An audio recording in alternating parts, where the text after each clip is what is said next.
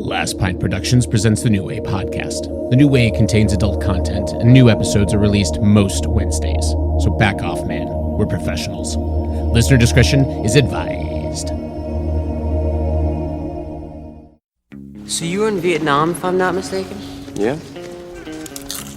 Were you in the shit? Yeah, I was in shit. Last night, Darth Vader came down from planet Vulcan and told me that if I didn't take Lorraine out, that he'd melt my brain. Here's how you get him. He pulls a knife, you pull a gun. He sends one of yours to the hospital, you send one of his to the morgue.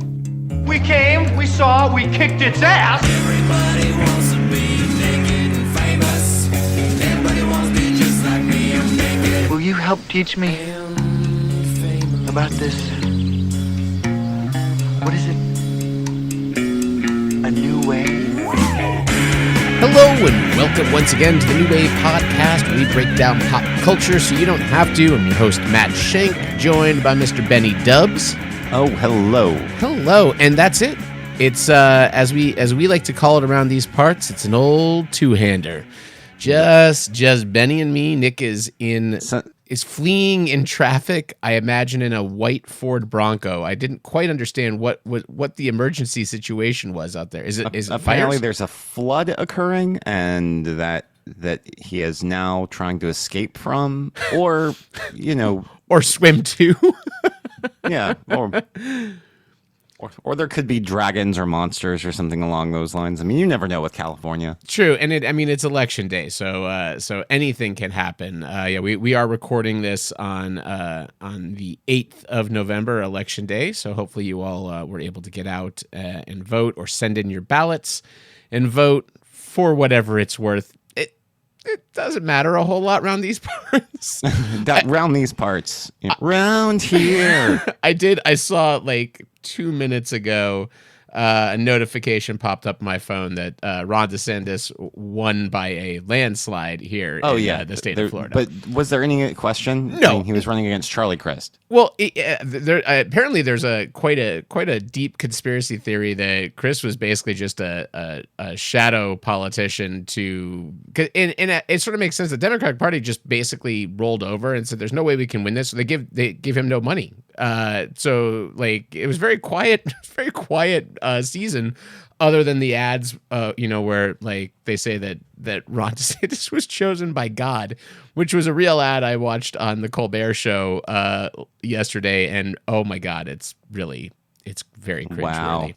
Well, I can say of the two Florida governors that were running against one another, Charlie Crist is of course a former governor of the state, former Republican.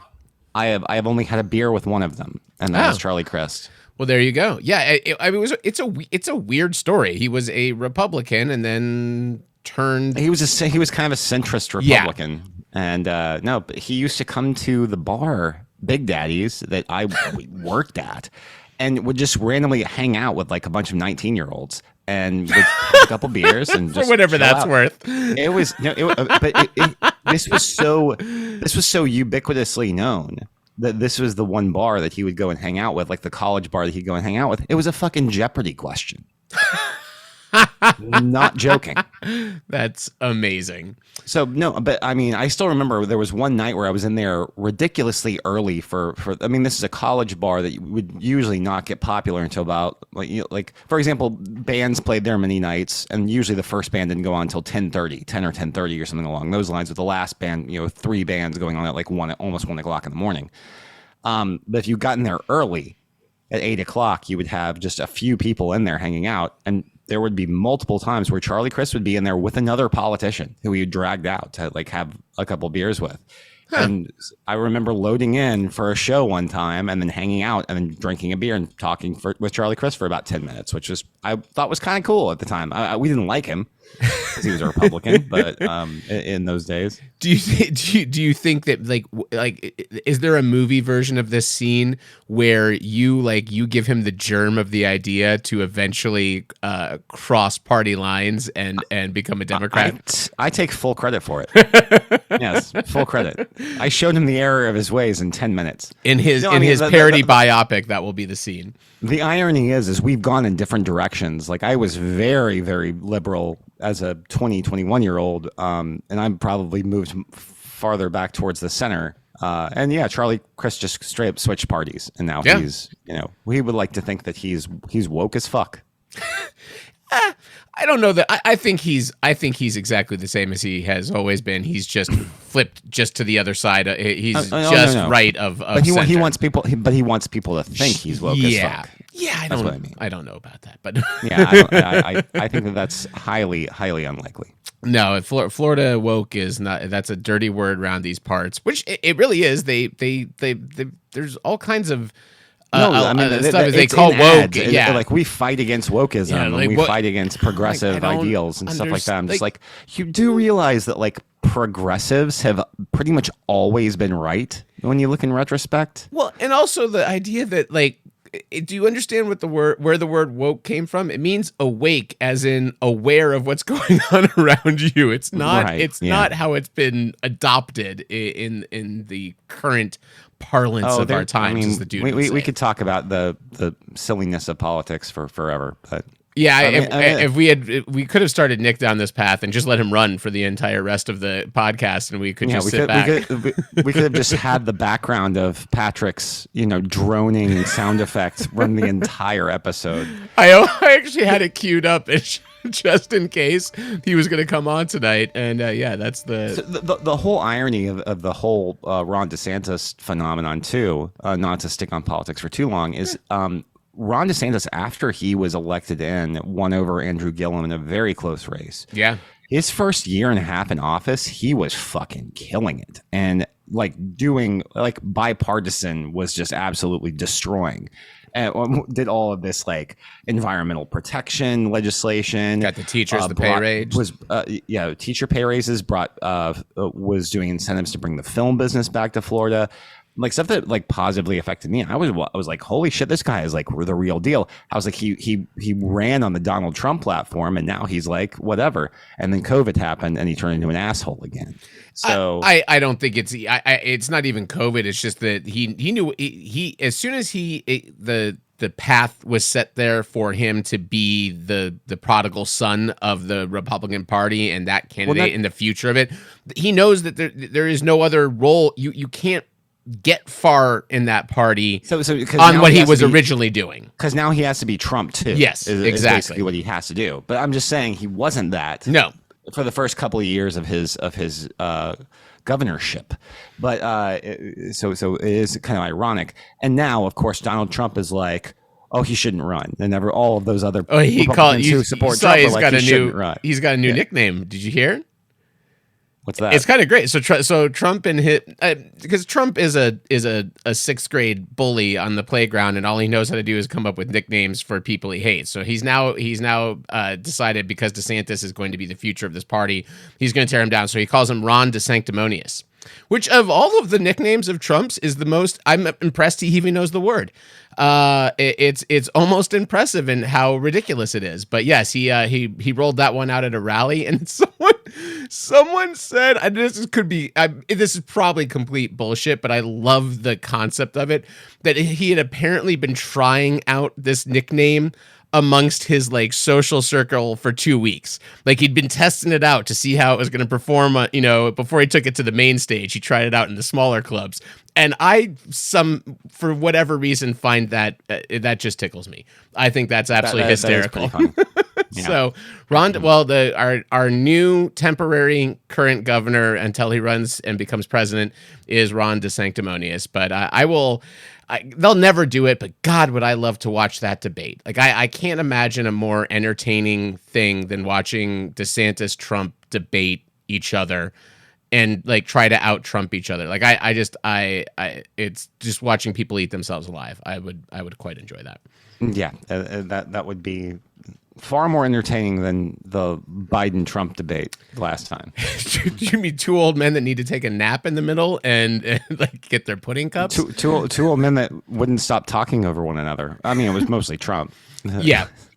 Yeah, I think Biden Trump is gonna anyway. That's a whole rabbit hole. But we are on episode 196, inching ever closely more towards our 200th episode. We're all gonna we're not gonna get to all of them, but I do promise we are going to get back to some of our 6 properties series. If you remember, that was a brief thing we were working on, our 6 properties that explain the new way. We're not gonna get to all 6, but I think we're gonna get to 3 or 4. I know Ben's got one that he's working on. I've got one with our own resident Dr. Rick as my special guest. I won't tell you what the property is, but it'll be a fun one that I'm recording later this month. My guest speaky is Terry Timberlake, who no kidding. Who has never been on the show before, but a longtime friend of many people on the podcast. That's awesome. I'm super excited. I will be seeing them on the 23rd of December. For I mean, that's recorded. That was recorded literally like after I got my cancer diagnosis. So it was recorded crazy. In March of this year.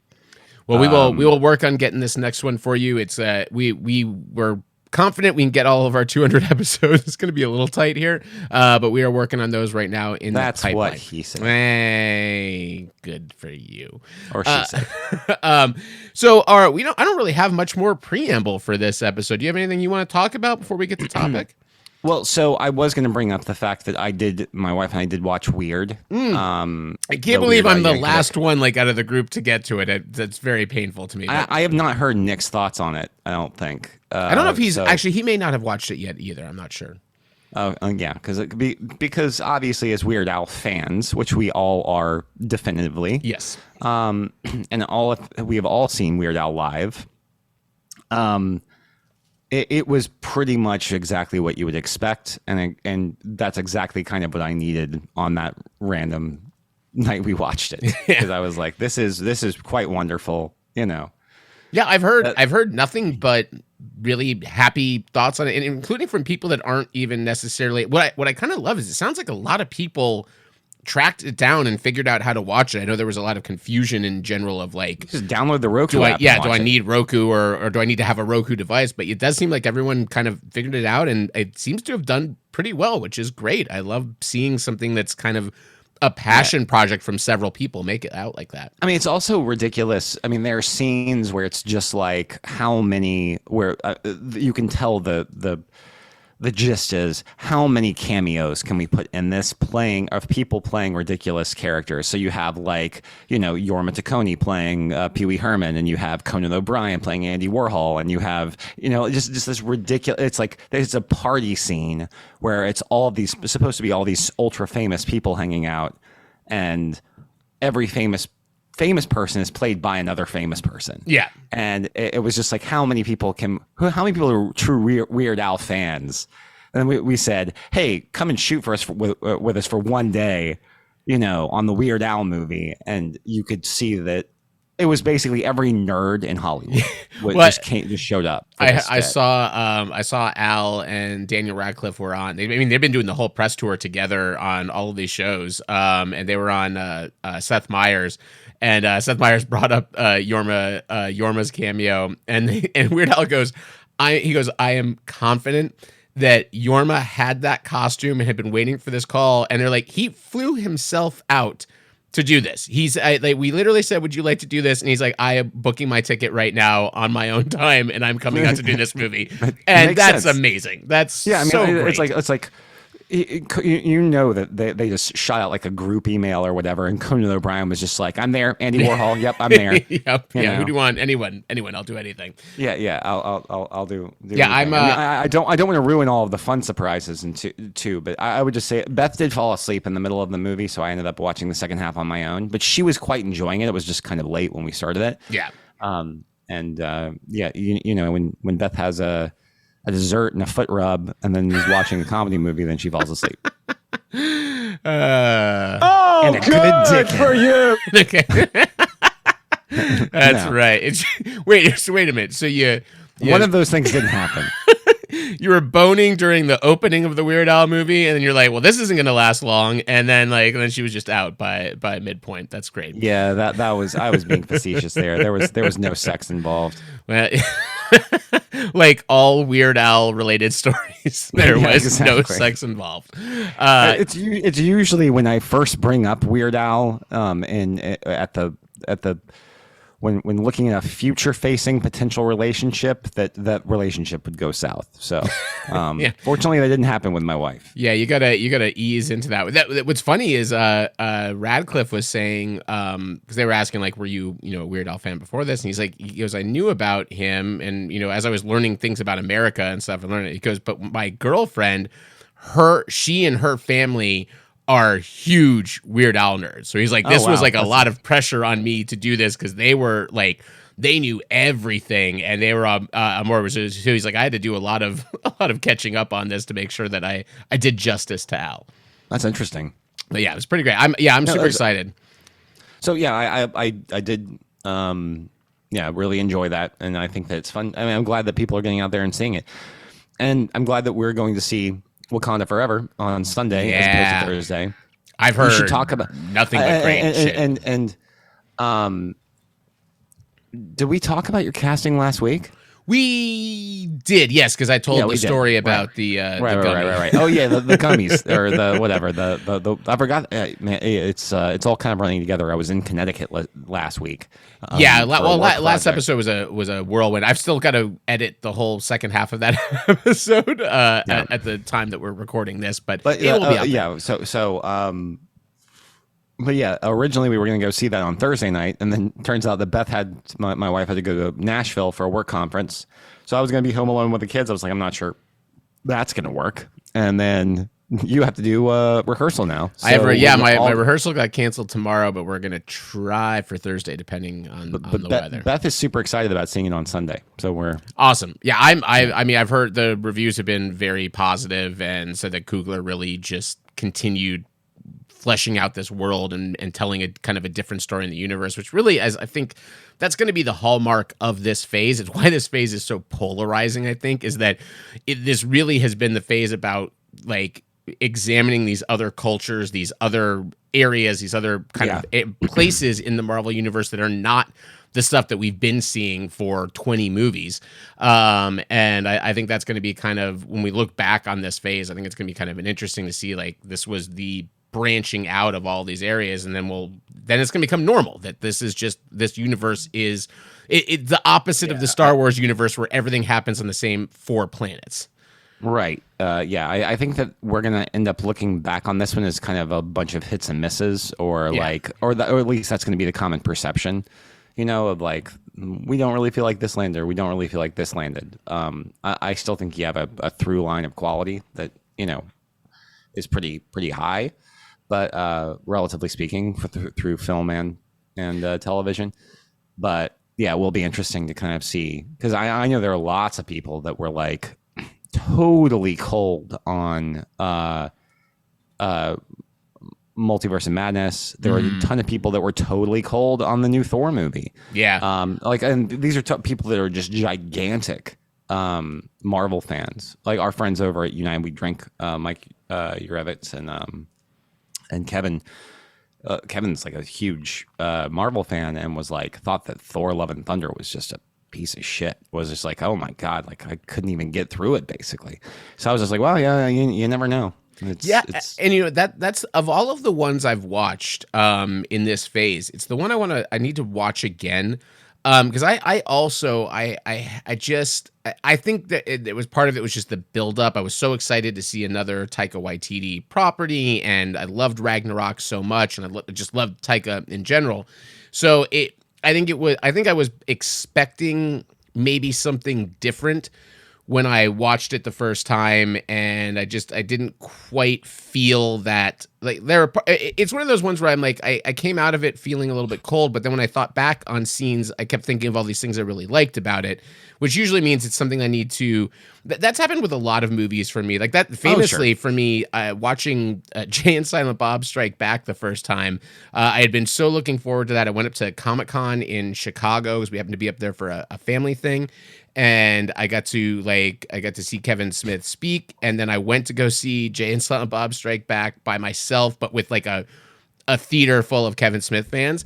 And I walked out and I was like, that was the worst Kevin Smith movie I've ever seen. Like, I'm like, there's a 15. You walked out and you were like, "What's a trouser snake?" like, there's a 15-minute fart joke in it, and that's where we've gotten to in this whole thing. And I was so pissed off by it, and then I saw it a week later with my friends who hadn't seen it, and they're all laughing, and I'm starting to see it's just one of those things where you build up some of these things so much in your head, and then you get to it, and it can't meet all of those expectations immediately, and then you have to kind of say, all right, I need to wipe that shit out of my head and watch the movie for what it is. And then that wound up being one of my favorite, the gag reel in that movie is one of my favorite things. Like, it's a favorite of mine. It's such a silly, dumb, fun movie, but I just was not in the right frame to watch it the first time. What's the gag thing from the gag reel where Ben Affleck starts getting made fun of by Kevin Smith? He's like the best acting or the worst acting of all time.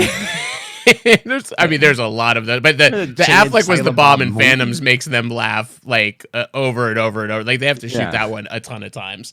But yeah, it's a ridiculous movie, and now I love it. So yeah, I never know with some of these, but yeah, Thor: Love and Thunder is the only one out of all the new stuff that I really want to revisit and see if I mean, that doesn't mean I was missing something. I might not be my cup of tea. But we'll see. Who knows?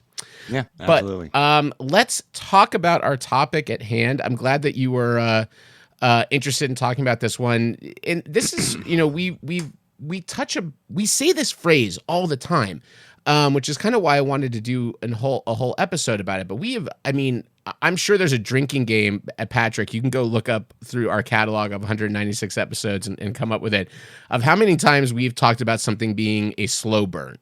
It really is something we are constantly talking about, and it's often an edge of your seat thriller, a roller coaster. Mad Max Fury Road. Yeah, but probably, I think slow burn is something, because slow burn is one of those things that you say apologetically about stuff. It's always this caveat that you put on things that you want to recommend to someone, but you're like, but just know this is a real slow burn. So it means you really have to invest some time and energy and thought into it, versus something like Mad Max Fury Road, which is just a edge of your seat. It's like a thrill ride. So it's like going to the amusement park. You just kind of got to sit there and hold on, and it's going to just entertain you very quickly, and then you're going to be done with it. And so I was really kind of interested in breaking that down a little bit more into really what does plot development mean in film and TV, kind of separately and at the same time. Well, and so the other element when you brought that, when you kind of introduced the topic, and the reason why I thought we could speak on it is because I think the biggest kind of contributing factor of that, really, when it comes down to it, is pacing. Mm-hmm. And how deliberately or non-deliberately you pace a film, if what you're doing works for the subject material. Just today, I was thinking about the movie, for example, and I think we may have spoken about it on the. I know we talked about it on the podcast, but the movie Martha, Mary, May, Marlene. Martha, May, Marcy. Martha, Marcy, May, Marlene is what it is. I think we have butchered that every time we have talked about it. Well, it's a difficult title, but it was really kind of Elizabeth Olsen's big breakthrough role when people realized what she could do as an actor. And even though it's a small independent film, and it's got John Hawkes in it and some other kind of notable talents in it, it's just an exceptional film. But it is an incredibly slow film, and not a lot is happening except for character interactions, and a lot of the action, quote unquote, or the things that would be actionable or would create an actionable response happen either off screen, or they don't happen at all, or you're expecting them to happen and then the movie ends. So it's a very interesting film that's mostly more about the emotion and the kind of goals and the of the characters, and sort of where they're on their journey and where they're going. But I think that what you say is, like, we say slow burn sort of with a bated breath, because there's so many people that, like, we know are going to check out a movie like that. That they're not going to sit around, and they're not going to have the patience to sit through that or absorb that. And I'm talking about a movie that's an hour and 40 minutes long. Sure. That very same person might be totally cool with watching every single episode of Breaking Bad when it's live on TV on AMC. Yeah. Or Better Call Saul, which I think are definitive slow burns in one way or another. So I think it's really interesting too, because it's like the criteria sometimes is super similar. I think it honestly comes down to subject matter. It comes down to performance and direction. There are so many different things that dictate sort of what the pace of your film could be. Just go ahead and drink right now, Patrick. I'm sorry, I'm going to bring it up. But no, like, look at my favorite 2 run of films ever is Alien and Aliens. They are 2 completely polar opposite films when it comes to pacing. Alien is so deliberate and so slow, and that's what makes it terrifying. Aliens is a fucking action movie that keeps you on the edge of your seat from the very beginning until the very end. Like it is a roller coaster ride, definitively a roller coaster ride. And I think there's another element, 2 other elements I think that come into play with this. I think one is kind of talking about character-driven plots versus plot-driven plots.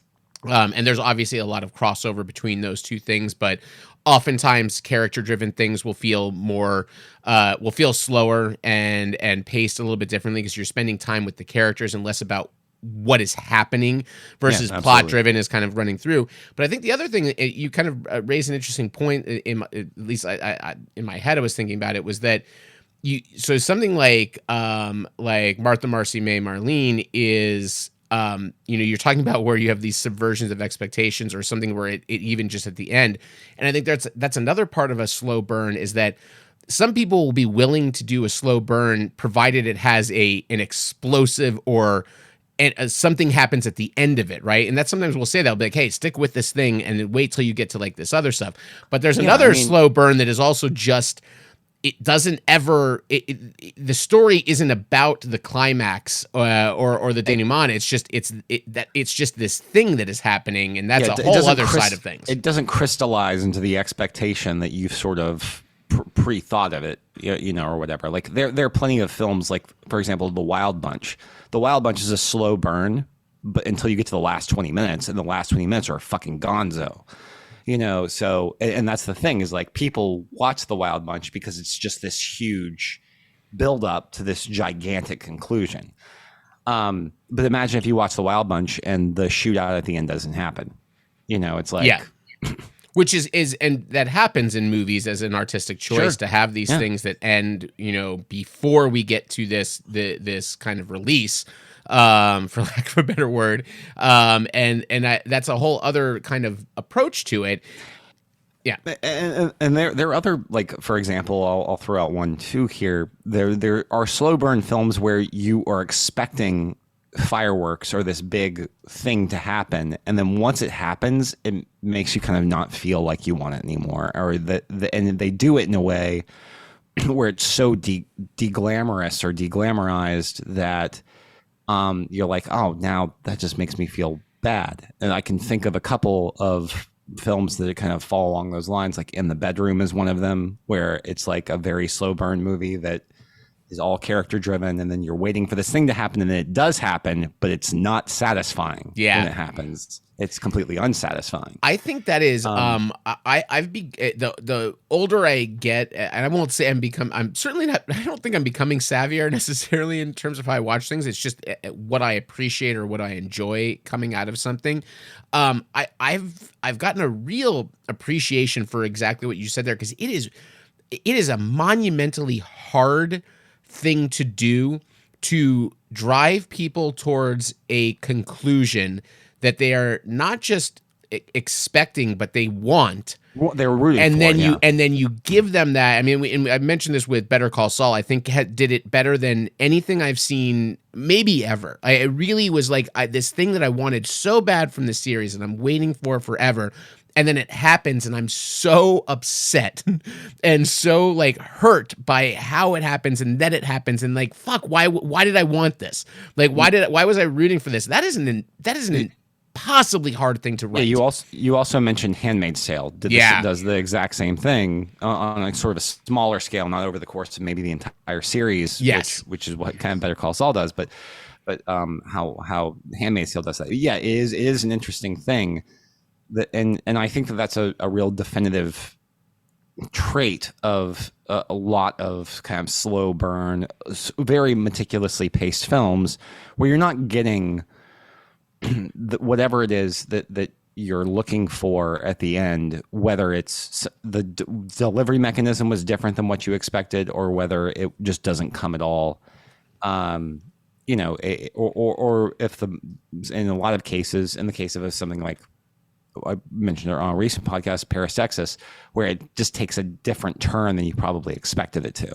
Yeah. So, yeah, I think that it is really interesting. Like pacing, and when we also kind of briefly discussed it via text, pacing is also, it's, and really how quickly the plot is going to uncover how quickly we're moving from one thing to the next.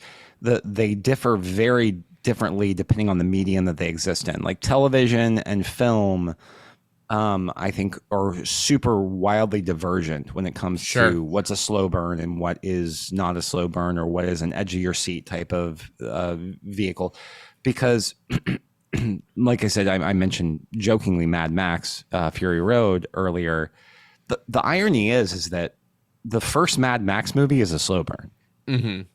It's a slow burn that ends in this terrible tragedy, basically, and then a quick kind of revenge montage that happens basically right after it. And then George Miller, goes through his entire career and ends up making Mad Max Fury Road in 2014 or whatever, and it's like the most aggressively paced movie I have ever seen in my entire life. Like relentless. It is absolutely relentless. I mean, it is basically, the movie is a 2-hour set piece. It is a 2-hour fucking set piece. And that's all it is. There's just no, I mean, your reprieve is like a minute and a half at a time. Yeah, you and get a couple like small 2-minute segments and then boom, back to and then you're right back onto into the next part. And so I've personally been super interested in talking about this topic with you, actually, when it comes to some of these established series like Star Wars and Marvel and the DC universe, where I think there's an attempt to create some gravity and sort of have a balance between doing something that's super exciting along those lines, and then also something that has maybe some additional resonance or some character moments that only can really apply, I think, in a lot of cases to some of these movies where you're spending quiet moments with a character. Yeah, I mean, I will say where the birth of this podcast idea came from was watching Andor. And what I love about Andor, like one of our friends that's called into the show before, Casey was saying, like, he's like, I really love this. It's not Star Wars.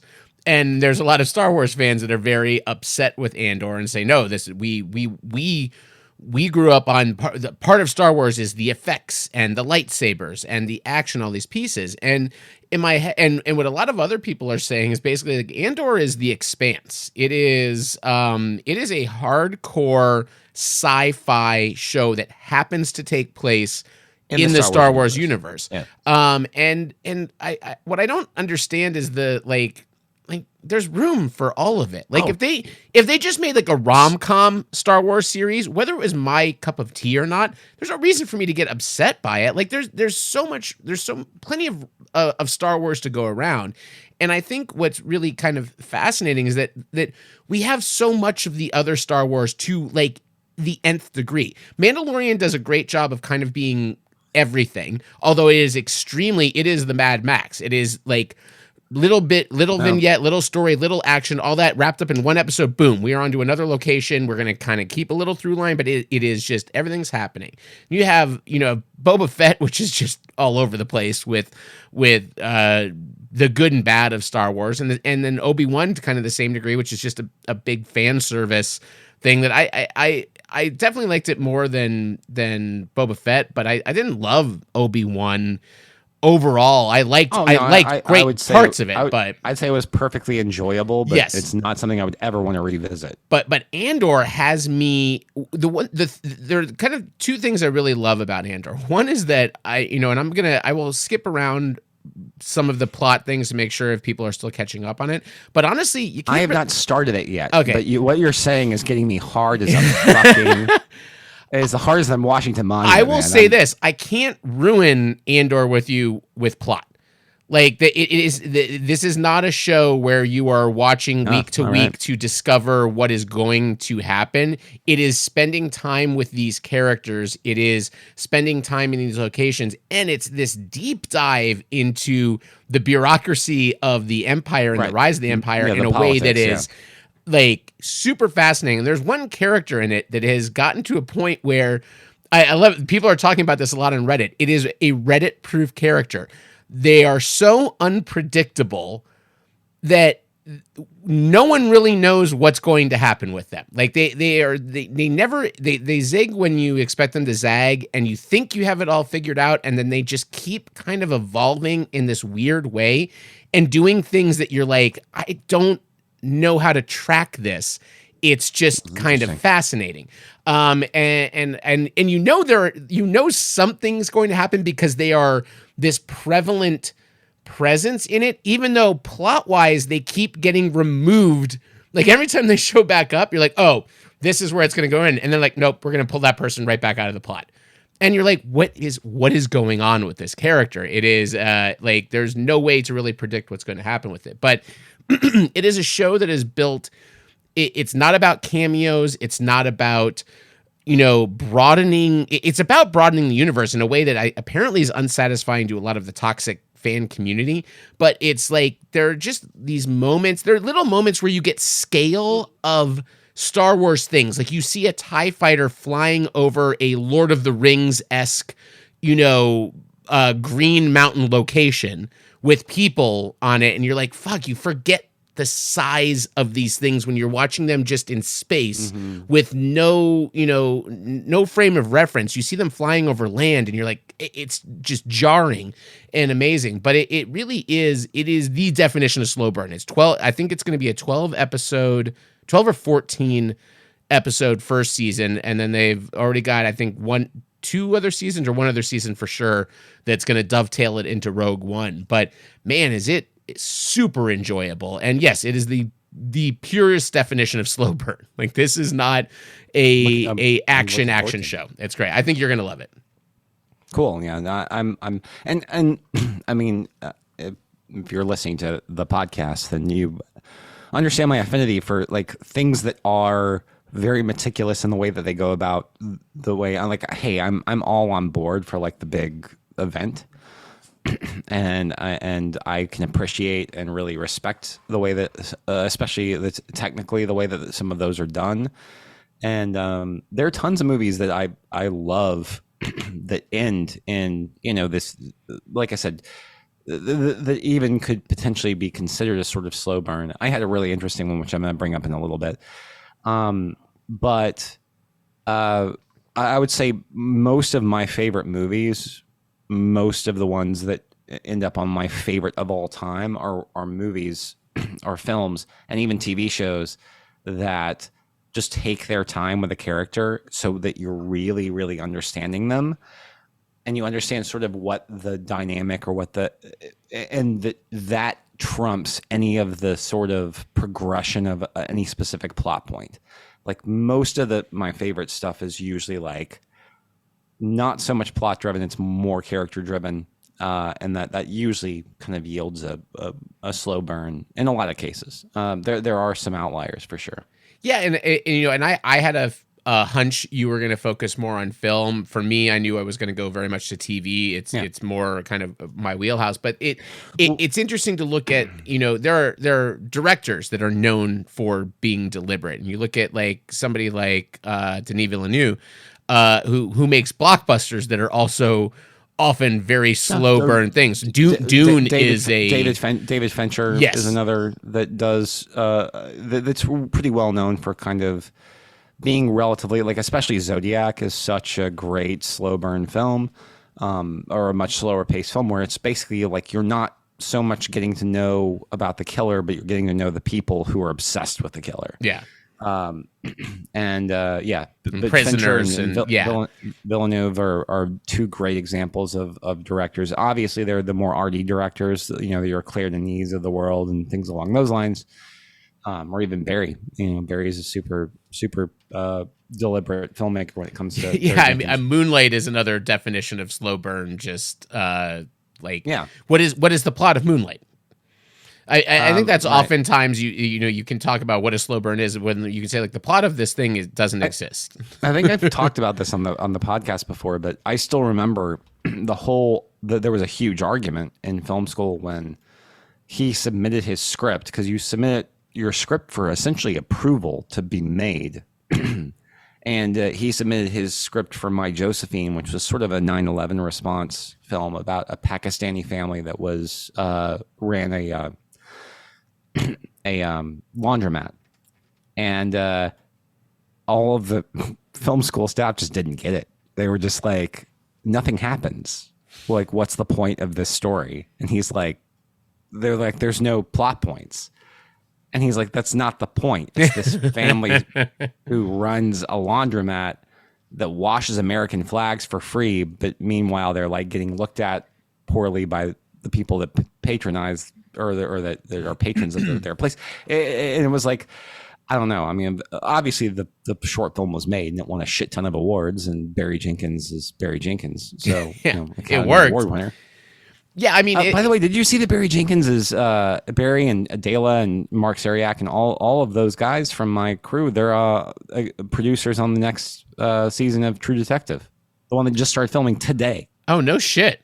I think I remember seeing him.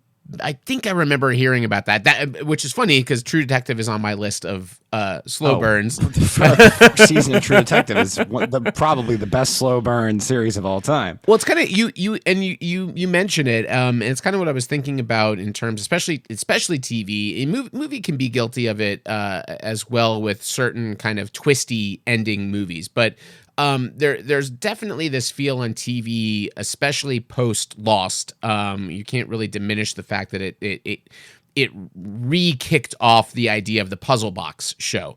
I can go back and say Twin Peaks, and then before that there was The Prisoner. There are other shows that kind of paved the way for it, but Lost was coffee or water cooler, television. And then there's that idea that really exists in terms of this slow burn of saying, all right, we're going to tell a puzzle story. How much is it about the revealing of that puzzle versus living with the characters? And you've watched shows get savvier and better at it. Lost crumbled under the idea of the mystery. It was which was a shame because it was a really great character-driven piece, and learning about these people was a large part of what made it great. They relied too much on what the reveals were going to be, and then didn't give the reveals, which shat the bed a bit. Versus you look at something like The Leftovers, which isn't about reveals.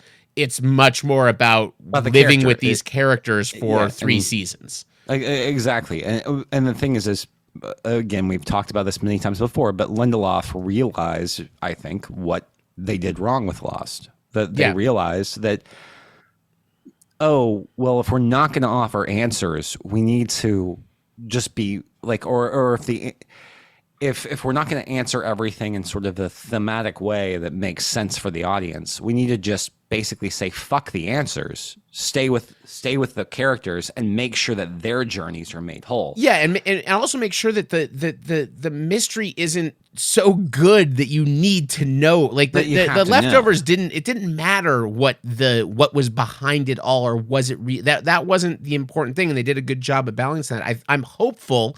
Obviously we don't know. We've only had 1 season of it, although the casting they just announced for season 2 has me rock hard, which is Severance, which is still my favorite thing that was released this year, or released recently on television. Just so good. But that's a show that is not. The mystery of it is secondary to the fact that you're watching the journey of these characters, and you want to you want to see what's going to happen with them.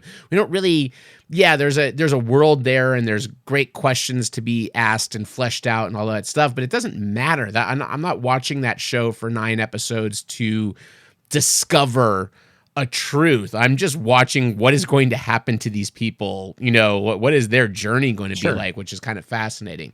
But so we don't get too heavy on the one side, because you know, you could call it slow burn the episode. I don't necessarily want to do that. To say that, like, I wouldn't ever want to diminish the quality of some of the things that are made in a serialized manner, where you're trying to say, hey, we're going to, like, on television, we're going to create a show that's going to have peaks and valleys in every single episode. You're not spending time with these characters. Like, maybe you get to know the characters, and then we're going to put them on a ride every single episode. It's a Mandalorian. The X-Files, is a show that did that very expertly well. Quantum Leap. So, I would just say that there are tons of shows that do what they do and kind of keep the viewer on the edge of their seat very well. And the same thing is, there are movies that do that, and they're wildly successful movies. Whether you're talking about some like the Marvel and DC properties, or you're talking about stuff that's like the Fast and the Furious franchise, or some of these things where it's like the whole idea is to get to the next plot point that is driven by action. And they don't necessarily have to be 100% popcorn, $200 million movies that do that. There are smaller films that do a great job of just kind of getting you through the plot point by point, and like really progressing everything from sort of an action standpoint. Like that movie you and my brother love, Rubber. Oh, Rubber. About the tire, about the self-aware tire. Rubber. I barely know her. Oh, boy. Nick's not here, so I had to do it because you know he would have. It's Nerd Rope, motherfucker! He's here. Yeah. He's here. He is here. he just busted him the Just door. heard him. And now he's escaping in his white Bronco again. Yeah, I don't think that saying something that is fast paced or exciting or whatever it is it's not damning praise. Well, let me put it this way. For example, like some of the more frenetically paced movies. And the interesting thing is, like I said, Fincher is slow burn earlier because I was specifically thinking about Zodiac, or thinking about even Girl with the Dragon Tattoo, or some of his other films. Fight Club is a frenetic movie. That is a frenetically paced movie. It is so fast, sort of from point to point. And I can say the same thing about other master directors like Scorsese. Like Scorsese, you know, Silence is a super, super slow burn of a film. And he's done other ones as well. You watch Goodfellas. Goodfellas is so frenetically paced. It is so just point action to point action to point action to point action. And it's so much more that the action dictates the character in a film like that. You learn about the character based off of all of these sort of not necessarily like they're huge scenes, but very critical plot points are moving everything from one point to the next. And so I think that you do have directors that can work across the mediums of, you know, one of my favorite examples is Darren Aronofsky. Darren Aronofsky directed Pi and Requiem for a Dream, which are so frenetic and so quickly paced and are just so intense in every way. Like, I mean, I would say that Pi is like the low budget version of Mad Max Fury Road, where it's just like its presentation just demands you, even though it's about a mathematician stuck in his apartment, basically trying to crack something. It's so frenetically paced that you don't have a chance to breathe watching that film, and it's an 87-minute film. It's a long time to hold your breath. So unless you're Tom Cruise or Kate Winslet, apparently, then, you know, watch out watching Pi. But then you have a movie like The Wrestler. Darren Aronofsky slows everything significantly down, and it becomes more about the character or whatever. And it's all, I think, about who you're working with, what dictates that, what's the storyline, and actually, I love the Red Letter Media guys, but they like to crack on Darren Aronofsky for some reason. I have no idea why, but I'm just like, that shows like of all filmmakers, that shows real fucking talent to me of like being able to say like, oh no, this is my style for this film. And actually, like, I'm not a huge David Fincher film, but I have ultimate respect for him because you can see the way that the film like Zodiac is paced, and then you can see a film like Fight Club and be like, these are two totally, they look Or Mank. similar. Or Mank. Oh yeah, absolutely. Or Mank. And they look totally similar, although not in the case of Mank, but they feel very different. And Aronofsky has that huge dichotomy between Pi and Fight Club and a lot of his early films and Requiem for a Dream and things like The Wrestler and apparently The Whale upcoming. I saw the trailer was just released today. I have not seen it yet, but I'm super excited. It doesn't show anything. Okay. Really. No It just shows a full bunch of- frontal whale. No, This no, is the movie yeah. about Brendan Fraser's penis. No, it's just a shot of a whale. That's it. That's all it shows. That's a slow burn trailer. That's a first. Well, I mean, you brought up Scorsese. You can bring up a lot of famous directors that are known for certain styles and things. Will dial it down or will go. So Spielberg. You've got this run in the 2000s with Minority Report and Catch Me If You Can, which are just these literal just frenetic chases, and then you have Munich, which is a kind of deliberate film. So I would say it's deliberate. I would never say that Munich is a slow burn because again, it's plot driven. Like True. It's moving from point to point to point to point. I think that Munich is so long that you kind of forget the fact that so much happens in that movie. It really like Maybe a lot something more really like happens. Lincoln or Warhorse for kind of slowing those Lincoln down. is definitely more of a slow burn movie to me because that is all about spending time with that character and trying to kind of understand maybe who he was to some extent. So even Warhorse, I think, has kind of a more progressive manner of like what's actually happening. Spielberg, and I mean, listen, I was literally watching Jaws an hour ago. Literally, I was watching Jaws, put my girls to bed, and came back here to record. Jaws is one of those kind of amazing things, similar to Alien, where you have a 100% up until the final act and far into the final act, you are dealing with a complete slow burn film. However, no, I don't agree with Jaws. I actually don't agree with Spielberg at all because except for Lincoln is a real outlier with his entire filmography. Amistad? Spielberg has the ability to make small moments big, and he also makes plot points big. He shoots them in a way that they become events, and so even in films like Jaws, like all of the subsequent attacks to the whole final act of that film, the buildup is so tense, and then there's this huge moment, and then everything that comes after that is so frenetic and kind of crazy that I would say that Jaws is an absolutely plot-driven movie. I mean, it doesn't have to do with the characters. I think it's elevated because you get to spend time with the characters and because of the performances.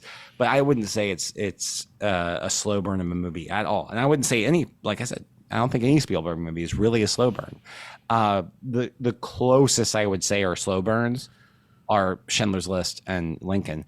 And Schindler's List, I think, is more about the presentation, the fact that it's shot documentary style and it's black and white, and the camera stays on people for a long time and kind of gives things, Well, and that's a big thing. Intentional. That's a big part of when you talk about that pacing is what is happening with it in the editing room in terms of what are how long are we staying in these moments? How long are we staying on characters? How long are we? How does it look? Yeah, how it's designed really, I think makes a huge difference. Like how it's shot,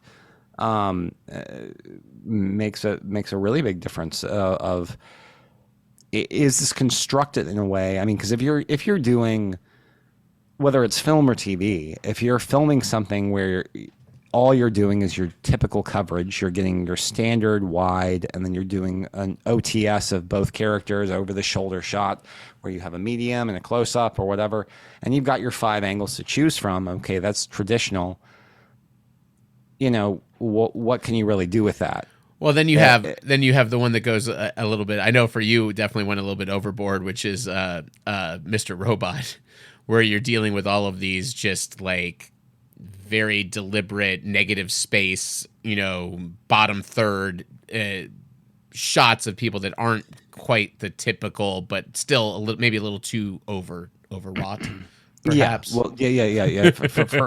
So the irony is that like, I mean, let's not.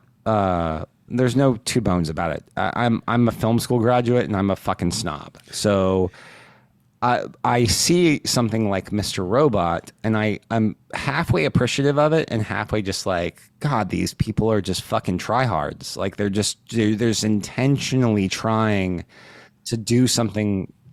It's like, but the problem with something like Mr. Robot is that it's not certain scenes or certain sequences where they're trying to do something. It's the entire fucking thing. It's their aesthetic. And when it's their aesthetic, like when you're trying to just basically say, okay, we're going to shoot this unlike anything else that's on TV or whatever, and it becomes your aesthetic, it kind of loses the effect of those shots. So much so that I think Matt watched it and didn't realize until I said it. There was like a glass breaking moment. I was just gonna say that. I'm one of the worst about that. I will walk out of something. This oddly enough actually happened in Mr. Robot as well. Each season there were single take episodes. And I remember finishing the episodes and being like, wow, that was really intense. And it never fucking dawned on me. And even to the point which there are these very deliberate camera movements they are making because of the confines of doing it, like shots where the camera is turning when someone's coming out of an elevator. And I was like, that's a weird artistic choice they took for that camera move. I'm like, I don't know what's going on here. And there are sometimes I'm very aware of shot design and I'm thinking about it. And other times I am very much just caught up in the character or the action or whatever it is to the point at which I've kind of shut off all of the shot design stuff. So the irony is that a show like Mr. Robot for me doesn't deserve oneers. Like I don't mean I let me put it this way. That sounds really super hypercritical. Oh, good for you. Yeah. Nice. That was perfectly done. Wow. Oh, I can't. No, it doesn't. It doesn't warrant a oneer. It doesn't. So for those, a oneer is basically a show or a sequence where everything is shot in sort of one take. Usually it's on a steady cam or something like that, and it's following characters or something along those lines. There is one movie that is one entire one take called Russian Ark, which I've talked about before, where there's no editing, where it's literally just all shot in one take. And then you have movies that emulate being a oneer, like 1917 and Birdman. Yeah, and his new movie, Barco. Oh, I didn't realize that was a oneer too. My brother knows someone who's acting in that movie, or Miriam, his wife does, and apparently, I guess there are like 5 big scenes that are done in oneers in it, which was kind of like 1917. Yeah, I mean, to be honest. Which I mean, and I love 1917. Like that's like, I'm not disparaging the format, and I love seeing. One of my favorite sequences actually in like sci-fi is the opening scene of Serenity, which is based off of Firefly. And it's a oneer through the ship where you meet all of the characters and you establish the ship, like what the rooms are and like what the geography is of the ship. And it's super expertly done because it introduces you to all the characters that if you had never seen the show, all of a sudden you have your geography and you know the show, or you know who these characters are. And it also just creates like a synergy with the cast, like because they're interacting with one another. And so I love it when they do that. But what I was going to say is that, like, for example, I don't think that Mr. Robot seemed like one of those shows that really needed oneers because it was so stylized to begin with. It just seemed like that was almost like, again, try hard kind of shit. But then I watch a show like The Bear, and the oneer episode is 19 minutes long. It's almost like deliberately 20 minutes shorter than any of the other episodes. and it's just and it's all takes place in a kitchen where everything is going wrong, and everything that can go wrong is going to go wrong. And it's just people screaming at one another, and the camera's just flying through there. And I'm just like, this is fucking awesome. It's so good. It's so visceral, and you feel like you're right there, and it makes sense for it to all be one shot. It didn't feel like somebody came in and said, like, you know what we could really do and make this cool? Yeah, we made yeah. this one episode, one shot. It was like, no, this episode needs to be one shot because we need to feel like we're a chef in the kitchen.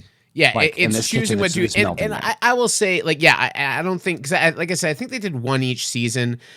Some made more sense than others. Some of them were No, on these like. I remember seeing one and just being like, ugh. Yeah, I don't think like I cared about I think there's one in like the third season that I liked that was it made sense. Exactly what you're saying is that there was a reason and an earning of it that made the choice to do that make sense in that season.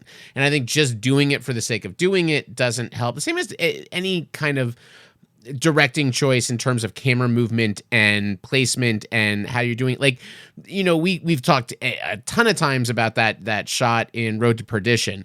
And what's great is, does that shot need to be done how it's done? No. Not necessarily. You can make the argument for it. But the scene. I'm grimacing now in thought. I feel the weight of that shot in a pleasant way. I don't feel like it's just a thing that is being done in general to be done. I think there's a fluidity to it. I think there's this idea of turning his world upside down and kind of him making this choice to do this thing. Like, you can make some arguments for it, but I think there are ones that sit in the fence a little bit of saying, like, was that cool? Yes. Was it 100% necessary? Maybe not. It made it better. It made it more interesting. I think you might want to explain what shot you're talking about, because you're talking about the hallway shot. Yeah, so there's we if you go back and listen to our double feature day of that's the episode where the panther attacked Ben towards the last of it. Yeah, there is a shot in Road to Perdition where, spoiler alert, Tom Hanks is going to kill a character. I won't say who the character is. And it's a one shot. He is walking down a hotel hallway. The camera is watching him come at it. The camera turns literally upside down to turn around behind him. It follows him into a room. He walks into a room where there is a door to a bathroom that has a mirror on it. He goes in, he executes this person in the bathtub. He walks out. As he walks out, he just nicks the door with his jacket so that it swings enough that we see the reveal of the person that he just killed in the bathtub.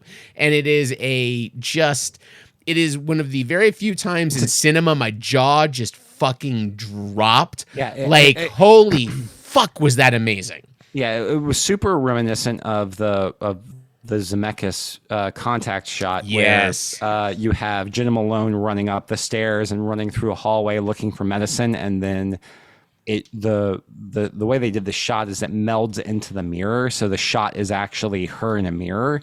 You're watching a reverse of the entire scene of her walking to the mirror, and then you get the reverse of the reverse of her coming out of it. Exactly. And then you see her open the medicine cabinet, grab pills, and then as it closes, it reflects onto a picture of her and her dad. There are moments in the story that are very transformational. Yes, exactly. They are these big moments for the characters. So making a big shot or a shot that is drawing your attention to it is making the weight of the scene more.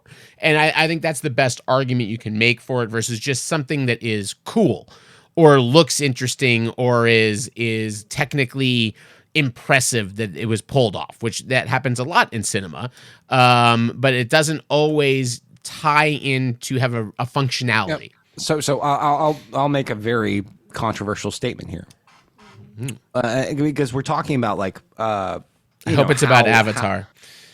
Oh, great.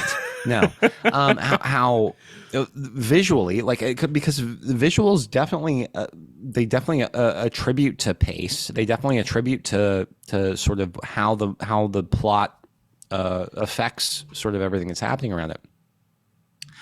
I would say one of the most famous shots of modern film history is the 360 shot done on the rig in Children of Men, when the initial attack happens, basically, and it's a long one shot thing that was just absolutely incredibly facilitated by Alfonso Cuarón and his cinematographer Emmanuel. It was Lubezki, right? Yeah, Emmanuel Lubezki, and involves a myriad of practical, just makeup effects and everything that could possibly go wrong. Yeah, it's ridiculous how intense it was to create this, and it's one of those sequences where the cinematography makes the scene, because the scene would have been relatively, I mean, it would have been intense, but it would have been relatively perfunctory other than the way it's shot.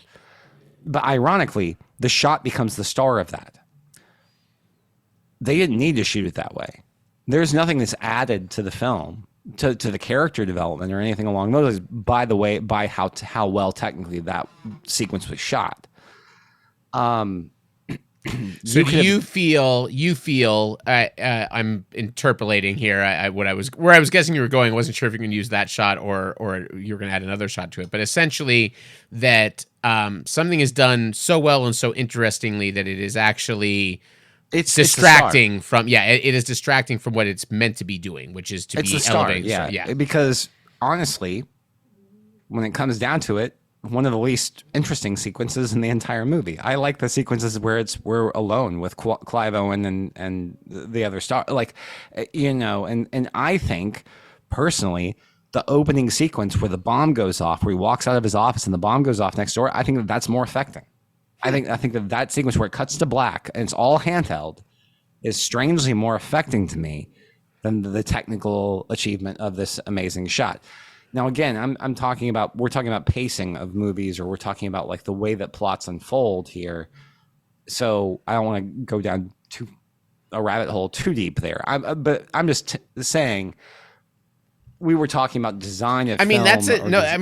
Also, Children of Men is a great example of that as well, of a movie that is, for the most part, a lot of it very, very slow burn. But you have a moment like that. It is not. That is a frenetic, fast, all these things happening in the short amount of time and that shot is lending that to it. And that's the thing, is like, I'm not going to ever discredit the film for that. I think that the shot works perfectly well in the film. It's designed by fucking masters. I mean, like, these are people that it's hard to second guess at this point when it comes to the visualization of the moving image. But all I'm saying is that it didn't have to be shot that way. I think that they went. I think they approached that of like, how can we make this as like cool and frenetic as possible?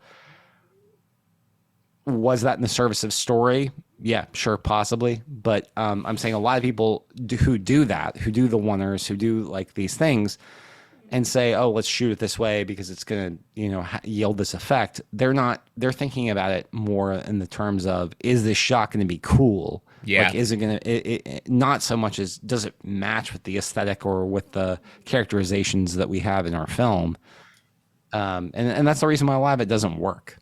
I think a lot of, I mean, it's hard. It's part of what this kind of discussion, why this is interesting to me, is that there really is always going to be that battle between story, between pace, between visuals, between how do I elevate the story with the visuals? Am I doing too much? Am I doing too? You've got ends of that spectrum with someone like Kevin Smith versus Tarantino. They are both dialogue-driven directors. A lot of their work is done with dialogue, but one is completely about style and visuals, and one doesn't give a shit and doesn't know enough about styles and visuals. They just wanted to rely on dialogue and characters and funny things, and that's going to be the flip side of it. And those things obviously contribute to pace and to feel and to it.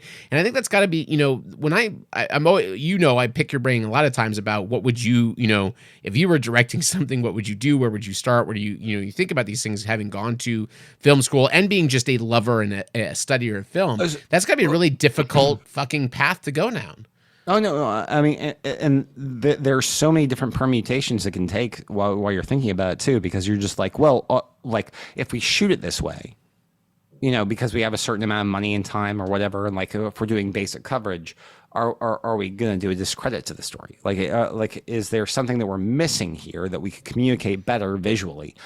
And so that's a big thing. It's funny that you brought up Kevin Smith though.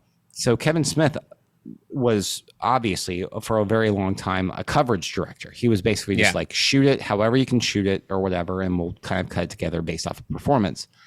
And everything is dialogue driven, and from the next point to the next point to the next point. But I mean, I think it was kind of from Jersey Girl, strangely enough, on. He had a little bit more confidence to do some really some more interesting stuff and do things where you can convey a little bit with the character with camera movement. And I'm not sure if that was the influence of the directors of photography he was working with or whatever. But ironically, I was recently watching Tusk again. And I really like that movie. Tusk is a movie that actually does a really great job of visually conveying a lot of themes based off of where it's shooting and the angles it's shooting at. And I was like, wow, I can't believe I kind of forgot this. But Kevin Smith did a really interesting job in this movie.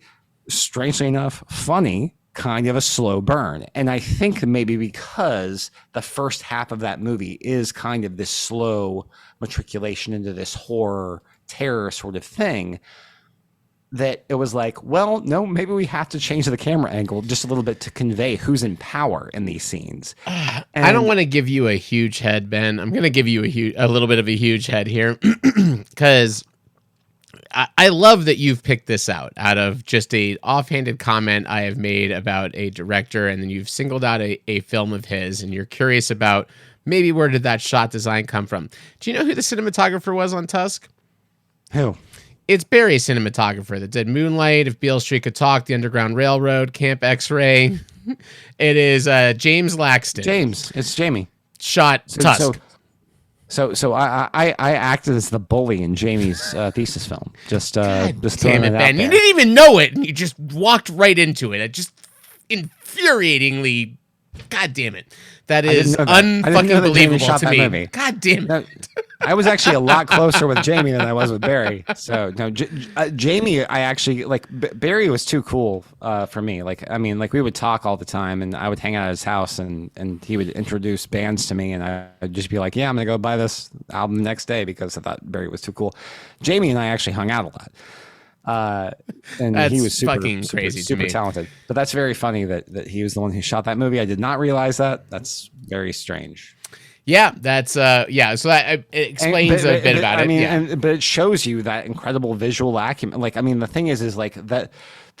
I love how when the power changes in different scenes in that movie, when you feel the shift of power in conversation, the angles change, and so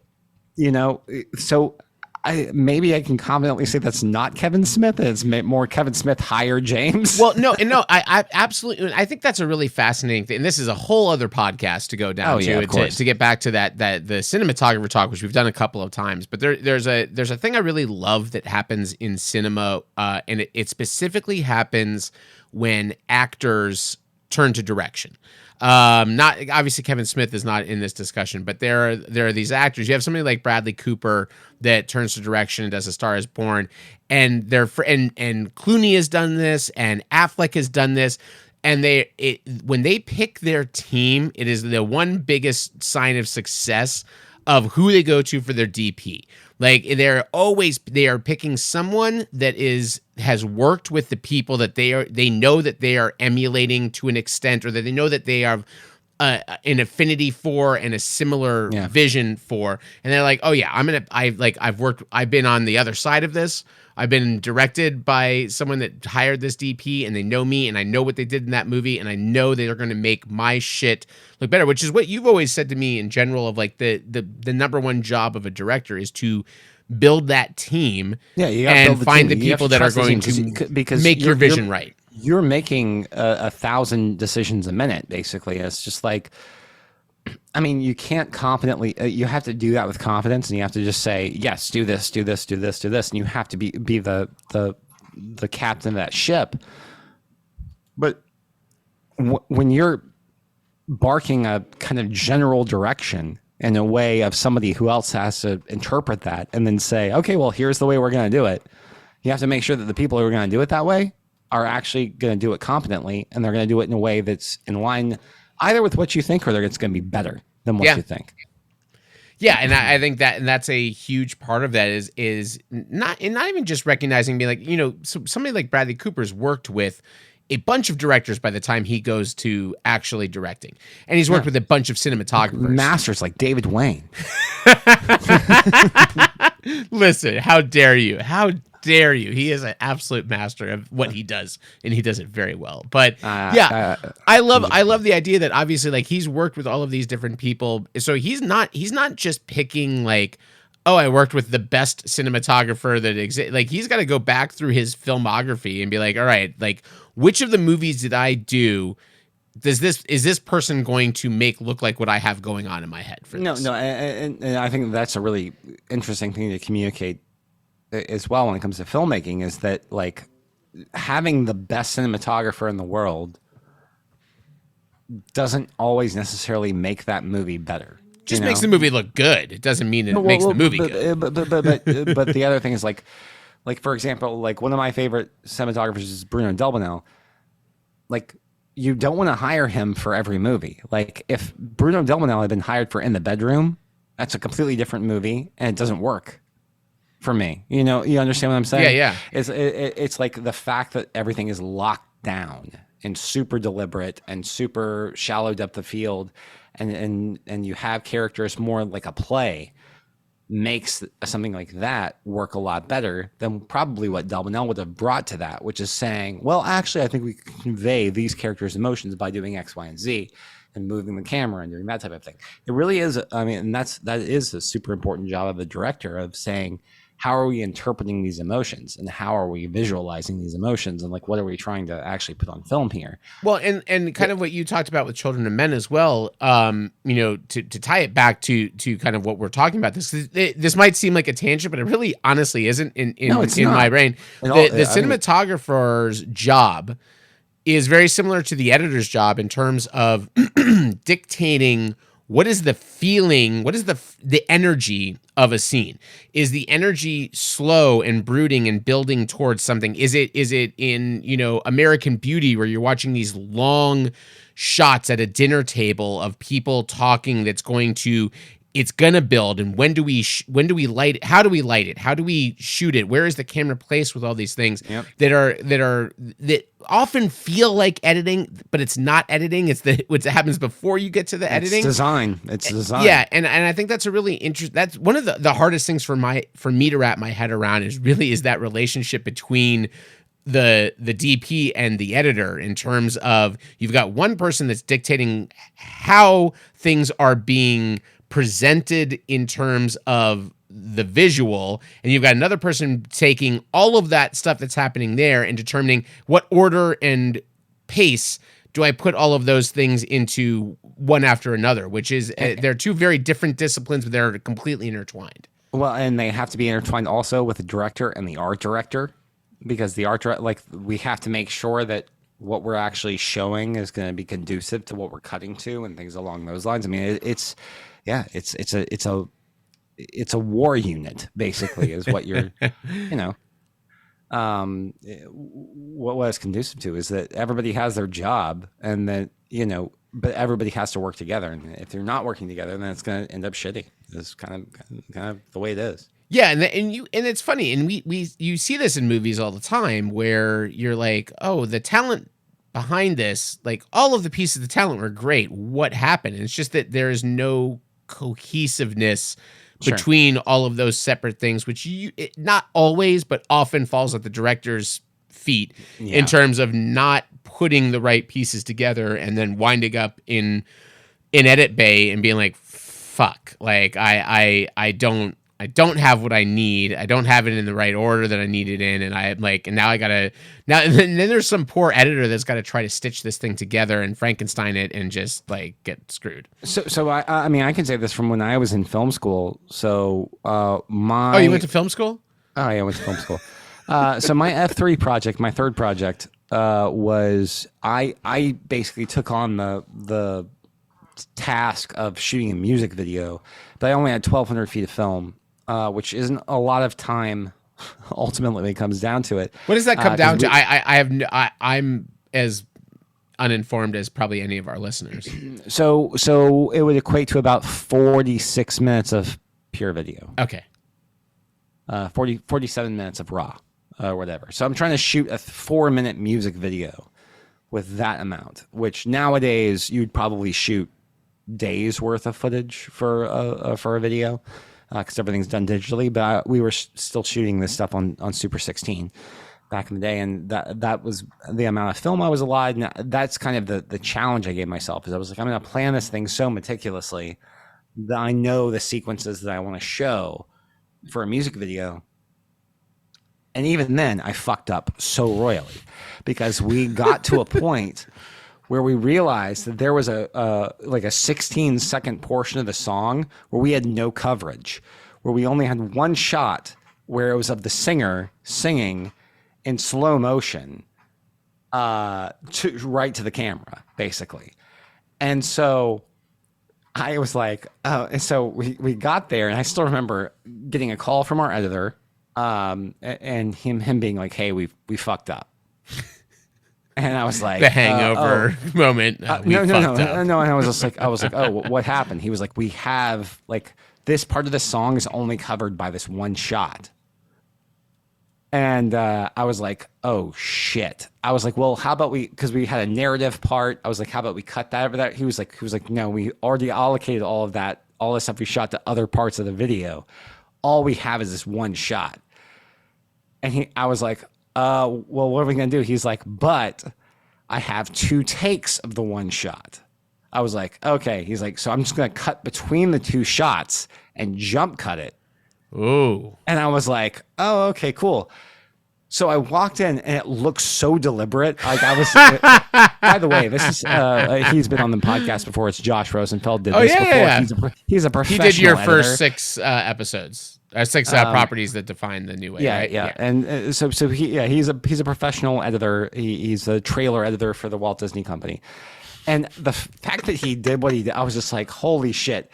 We had literally, like, in all of this pre-planning, all of this process, we missed 16 seconds of this video. And we were like, we didn't have any coverage. We had no other band members playing the music. We had only the singer singing into the thing. But because we had 2 takes of it, we would cut from him singing one, and then would jump cut to him singing a second take. And it looked like it was intentional. And it looked like it was very deliberate, and it ended up working out. That's your lightning in the bottle, Ben. So, yeah, basically all that whole story was to tell you is I'm a shitty director.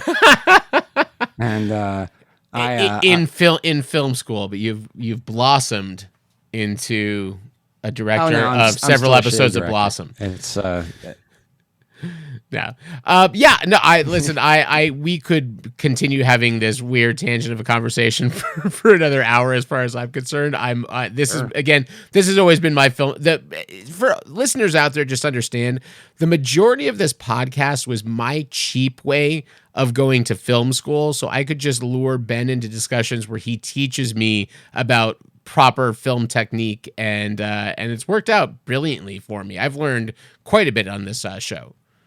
Maybe, do you think somewhere... I think you're better informed than me now. Do you think somewhere out there, there's like some young listener that just like stumbled upon this podcast and this has become their film school and they're going to go on to make the next great American film? No, I didn't think so either. Unless it's Patrick. I think that's the only one. Maybe we've inspired Patrick to make a really interesting film. I think that Patrick created the New Way drinking game. Somebody else is going to listen and try and play the New Way drinking game. It's going to lead into an event like the movie The Hangover, and then somebody is going to write a movie about that.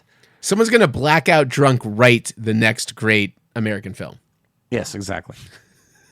That's terrifying. But I also would like to watch that movie. Yeah, I'm sure it's going to be both frenetically paced and a slow burn. And- It's going and to a be slow the burn. first time that they've been combined successfully in one property on film. No, like I said, hey, The Wild Bunch is a slow True, burn movie that true. ends in a frenetically paced. You can have both. There are interesting ones out there. It's for me the more interesting thing to kind of wrap things up, because I know you are, but the television's strange in a lot of ways, because shows, for example, and I hate to bring it up, but we have to because Nick isn't here and we're contractually obligated. But let's talk about Game of Thrones. Yeah. Game of Thrones was a slow burn show. It became something entirely different, where Yeah. people were more interested in the set pieces, or at least maybe that's what the makers thought, that more I people were. think were that's interested correct. Yes. in the set pieces. So you have a lot of shows that establish their sort of their mantra as being one thing, and then they eventually evolve or devolve into another. So and you have movies that do the same thing, that start out as a slow burn and then they end as this kind of very fast-paced thing. And they're all in Sunshine. they're all in, oh, holy shit, that's a really good one. And they're all varying quality too. So I don't think it's, our discussion is not about like what's better or what's worse. No. And again, because like I said, I think there are so many really, really frenetically paced films that are just so fabulous. And there are so many slow burn movies that are some of my favorites of all time.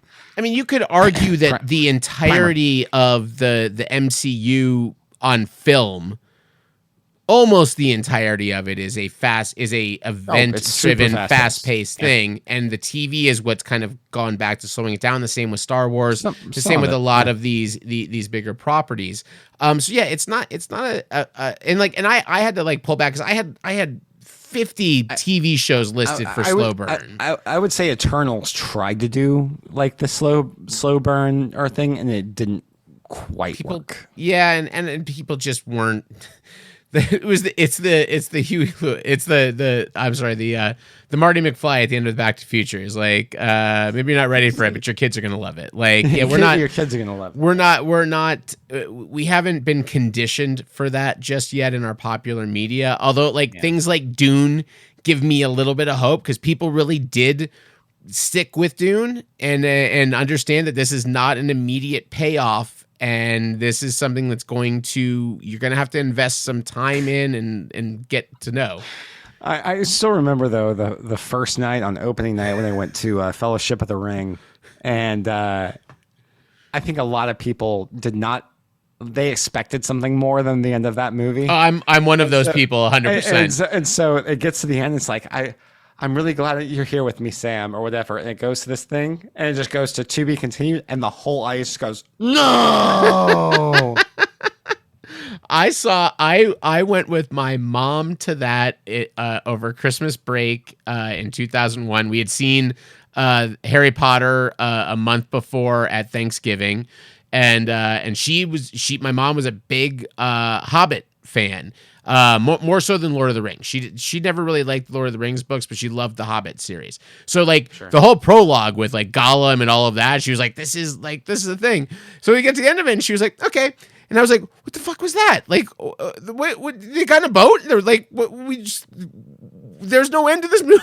It's like, oh no, there's a whole other thing. And I'm like, it was rough. And then they made up for it by having 17 endings in Return of the King. So of course. They figured out a way to overcome that one. But yeah, I think it's, obviously TV tends to lend itself to the slow burn in terms of they want to make these things last. Most of the time they want to make them last as long as they can. Sometimes they rush those things as well. And I think we're close to finding our footing. Now that we've gone toward the British model somewhat of kind of these shorter seasons, and then, but what gives me real hope is, so whether it's Filoni or Favreau or whomever, of looking at something like Andor, I love the idea that someone sat down with the Andor story and said, all right, I know we've been doing six episodes for Mandalorian. 8 episodes. 8.